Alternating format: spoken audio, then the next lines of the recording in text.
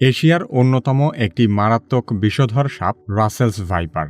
এই সাপ ভারতীয় উপমহাদেশের প্রধান 4টি বিষধর সাপের একটি। বর্তমানে সাপটি রাসেলস ভাইপার নামে সবচেয়ে বেশি পরিচিত হলেও এর আসল নাম চন্দ্রবোরা। অনেক জায়গায় একে উলুবোরা নামেও ডাকা হয়। শক্তিশালী বিষ আর লক্ষণীয় চেহারার কারণে এই সাপকে খুব সহজেই আলাদা করা যায়। সাপটি দংশনের সময় প্রচুর পরিমাণে বিষ ঢেলে দেয়, তাই দ্রুততম সময়ে চিকিৎসা না নিতে পারলে প্রাণহানির ঝুঁকি বেড়ে যায়। বিষধর চন্দ্রবোরা একটি সংকটাপন্ন ও মহাবিপন্ন প্রাণী, তাই বিগত কয়েক বছরে এই সাপ খুব কমই চোখে পড়েছে। তবে সাম্প্রতিক সময়ে এর বিচরণ আবারও বাড়ছে। গত এক মাসেই দেশের বিভিন্ন জায়গায় রাসেলস ভাইপারের দেখা পাওয়া গেছে। ফলে বিষধর এই সাপ নিয়ে দেশজুড়ে আতঙ্ক বিরাজ করছে। বিপজ্জনক সরীসৃপ রাসেলস ভাইপার কতটা ভয়ঙ্কর এবং এই সাপ নিয়ে সত্যি এতটা আতঙ্কিত হওয়ার কোনো কারণ আছে কিনা সে সম্পর্কে আলোচনা করা হবে কি কেন কিভাবে এই পর্বে।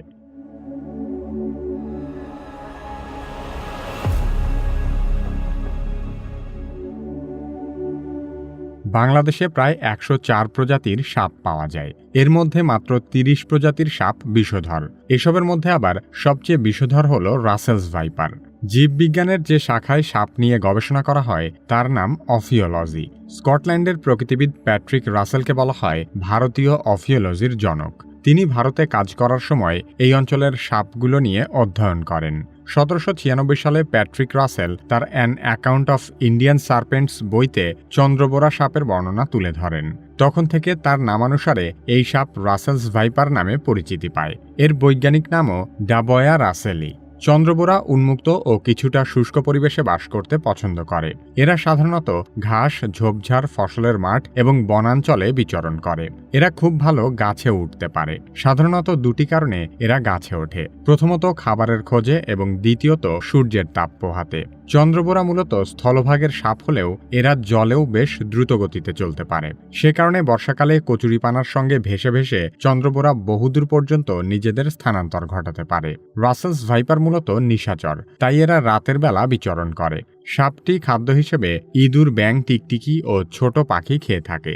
সরীসৃপ বিশেষজ্ঞরা জানান বরেন্দ্র অঞ্চলের ফসলি মাঠে ইঁদুরের আনাগোনা বেশি ছিল বলে এইসব অঞ্চলে এই সাপ বেশি বিচরণ করত।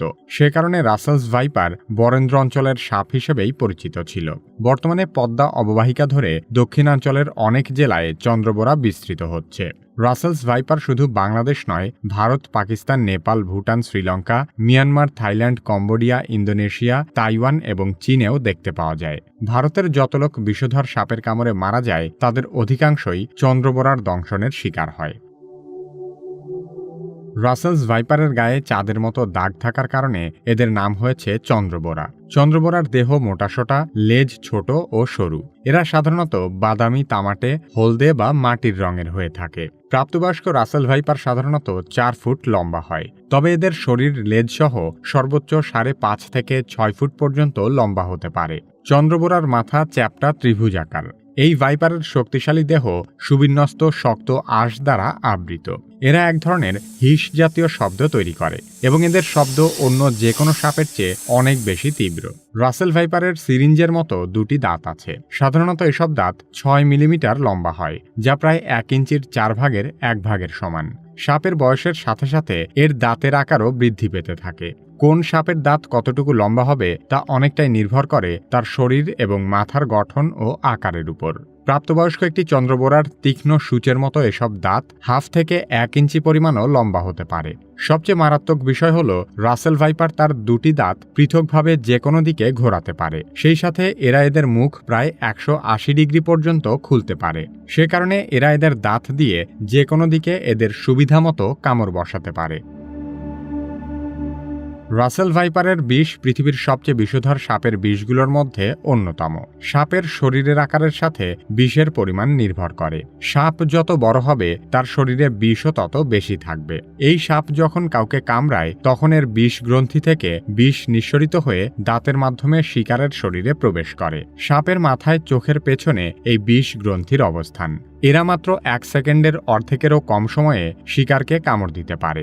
বিষক্রিয়া শুরু হবার পর শরীরের বিভিন্ন জায়গা থেকে রক্তক্ষরণ হতে পারে, কিডনি বিকল হতে পারে, স্নায়ু অবশ হয়ে ফুসফুসের কার্যকারিতা হারিয়ে যেতে পারে, এমনকি হার্ট অ্যাটাকেরও ঝুঁকি থাকে।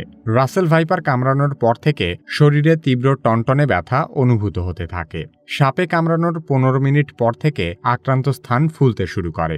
আক্রান্ত ব্যক্তির চোখের পাতা ভারী হয়ে আসে এবং চোখে ঝাপসা দেখতে শুরু করে। এর বাইরেও ভাইপারের বিষ শরীরে নানান ধরনের জটিলতা সৃষ্টি করতে পারে। চন্দ্রবোরা কামড়ালেই যে মানুষ মারা যাবে, বিষয়টি মোটেও সেরকম নয়। তবে সাপে কামড়ানোর শিকার হলে বেশ কিছু সতর্কতা অবলম্বন করতে হবে। সাপে কামড়ানোর পর বেশি নড়াচড়া করা যাবে না। বিশেষ করে শরীরের যে অংশে সাপ দংশন করেছে খেয়াল রাখতে হবে সেই অংশটি যেন কিছুতেই নড়াচড়া করানো না হয়। চিকিৎসকরা বলেন, যে অংশে সাপে কামড়ায় তার ঠিক উপরে এবং নিচে একটি কাঠির সাহায্যে বেঁধে ফেলতে হবে, যাতে সাপের বিষ সমস্ত শরীরে ছড়িয়ে পড়তে না পারে। সেই সাথে হাতে কোনো আংটি, চুড়ি, ব্রেসলেট, ঘড়ি এগুলো পরা থাকলে তা খুলে ফেলতে হবে। সাপে কামড়ানোর পর আতঙ্কিত হওয়া যাবে না। রাগান্বিত হয়ে সাপকে ধরার জন্য সাপের পিছে দৌড়ানো যাবে না। সাপে কামড়ানো ব্যক্তিকে আশ্বস্ত করতে হবে। অনেক সময় দেখা গেছে যে কাউকে এমন সাপ কামড়েছে যা মোটেও বিষধর নয়, কিন্তু শুধু সাপে কামড়েছে এই আতঙ্কেও রোগীর পরিস্থিতি অনেক বেশি জটিল হয়ে গেছে। রাসেল ভাইপারের কামড়ে মানুষ দ্রুত মারা যায় এই ধারণাটিও একটি গুজব। এই সাপে কামড়ানোর ন্যূনতম 3 দিনের মধ্যে কেউ মারা যায় না। এমনকি রাসেল ভাইপারের কামড় খাওয়ার পর 15 দিন পর্যন্ত বেঁচে থাকারও নজির আছে। তাই বলে চিকিৎসা নিতে দেরি করার কোনো সুযোগ নেই। সাপে কামড়ানোর পর আক্রান্ত জায়গায় মুখ দিয়ে চুষে কিছুতেই বিষ বের করা যাবে না। সচেতনতার অভাবে হাসপাতালে না গিয়ে ওঝার কাছে যাওয়ার কারণে বেশিরভাগ মানুষের অপমৃত্যু হয়। আক্রান্ত ব্যক্তিকে দ্রুততম সময়ে এমন কোনো হাসপাতালে নিতে হবে যেখানে টিটেনাস টক্সাইড বা অ্যান্টিভেনম জাতীয় উপাদান দিয়ে দ্রুততম সময়ে চিকিৎসা করানো সম্ভব। বিষের বিরুদ্ধে কার্যকর বা বিষ নিষ্ক্রিয় করতে পারে এমন উপাদানকে অ্যান্টিভেনম বলা হয়। দ্রুত অ্যান্টিভেনম ইনজেকশন দিলে অ্যান্টিভেনমের অ্যান্টিবডিগুলো বিষকে নিষ্ক্রিয় করে দেয়। এর ফলে আক্রান্ত ব্যক্তি দ্রুত সুস্থ হয়ে উঠতে পারে। বিশেষজ্ঞরা বলছেন, সাপের প্রজনন মৌসুমের কারণে বর্তমানে রাসেল ভাইপার বেশি দেখা যাচ্ছে। সেই সাথে এই সাপের অভিযোজন ক্ষমতাও আগের চেয়ে অনেক বেড়েছে। তবে একটি বিষয় মনে রাখতে হবে, কোনো একটি জেলায় রাসেলস ভাইপার সাপের উপস্থিতি পাওয়া গেছে মানে ওই জেলার সব জায়গায় এই সাপ বিচরণ করছে এমন ধারণা অমূলক। বরং বাংলাদেশে যত ধরনের সাপ পাওয়া যায় তার অধিকাংশেরই কোনো বিষ নেই। তার চেয়েও বড় কথা, এই সাপ নিজে থেকে তাড়া করে কাউকে দংশন করে না। মূলত অসাবধানতাবশত কেউ এই সাপের গায়ে পাড়া দিলে তখনই এই সাপ ছোবল দেয়। বর্তমানে যে কোনো সাপ কামড়ানোর যে কোনো সংবাদই মানুষ রাসেল ভাইপারের উপদ্রব বলে মনে করছে। মনে রাখতে হবে, সারা বাংলাদেশের সকল সাপই রাসেলস ভাইপার নয়। সে কারণে সাপের আতঙ্কে দিন কাটানো এক ধরনের উন্মাদনা। রাসেলস ভাইপার কামড়ালেই মানুষ মারা যায় না।